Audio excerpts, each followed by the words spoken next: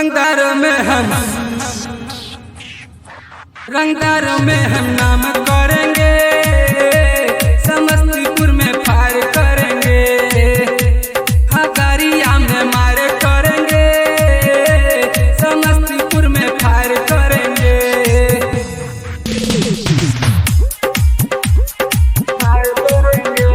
Recording studio love music brand mix by DJ Mukesh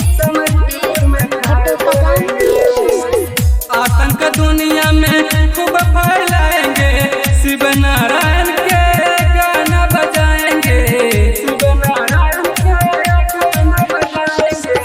आतंक दुनिया में खूब फैलाएंगे, शिव नारायण के गाना बजाएंगे।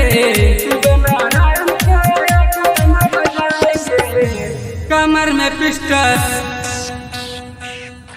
कमर में पिस्टल,